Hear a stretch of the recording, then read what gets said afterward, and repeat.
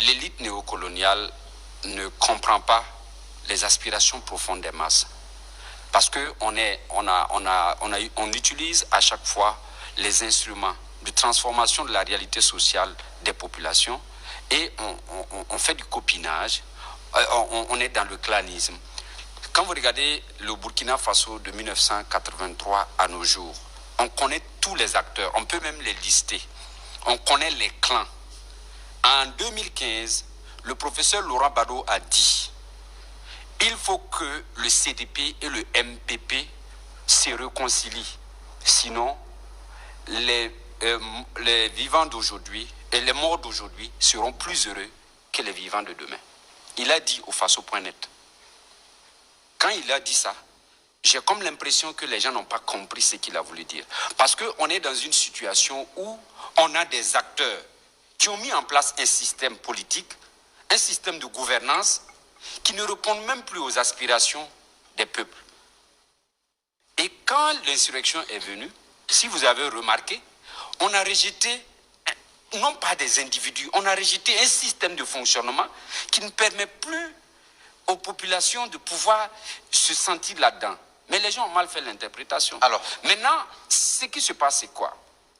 Dans la réalité, vous voyez, les gens ont repris leur bâton de pèlerin. Hervé Dapa a fait son reportage, la danse des sorciers. Je souhaite qu'il fasse cette fois-ci la danse des charognards. Parce que les gens courent à gauche et à droite pour les assises, pour machin. C'est pas pour l'intérêt supérieur des masses. Et on va les impliquer encore, on va les convoquer. C'est tout à fait juste. Mais maintenant, il faudrait que les gens aient pitié d'eux-mêmes et aient pitié du Burkina Faso.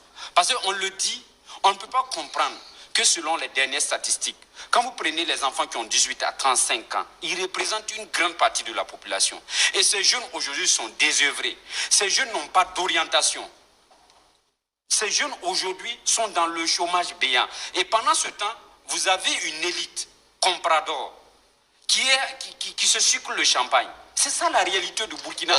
Quand vous voyez les jeunes qui sont sur le terrain, la première interview du jeune dans ce pays, et les gens ont le courage, de sortir porter des vestes, dire à la télé, pendant que les populations sont dans la misère. C'est ça la réalité du Burkina. Vous avez aujourd'hui des zones où on continue avec des ambulances à moto, pendant qu'il y a des véhicules qui sont parqués.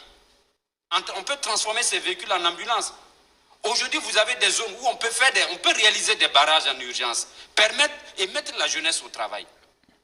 D'accord, on a compris. Les défis sont nombreux. Les défis sont... Il faudrait que cette élite-là, elle comprenne. Quand vous mettez en place un système, et puis le système est injecté de lui-même, ça montre que le système ne correspond plus. Quand moi je dis que le système est virusé là, ils n'ont qu'à comprendre ça. On connaît tous les acteurs. Et les maîtres de Tambela sont là pour... On les connaît. On connaît aussi les organisations qui sont là. Et qui, à chaque fois qu'il y a des gouvernants qui viennent, on est là, on tripote en bas, bon, on va les faire tomber quand, etc. Donc, la nouvelle jeunesse là, elle veut avancer, elle veut vivre. Vous avez vécu, vous avez occupé des postes à 26 ans, à 25 ans. Aujourd'hui, jusqu'à 50 ans, on t'appelle toujours jeune au Burkina Faso. Ça, c'est l'expression d'une jeunesse qui veut aussi participer au développement de son pays, mais malheureusement, qui n'a pas les moyens de participer justement au développement de ce pays. D'accord.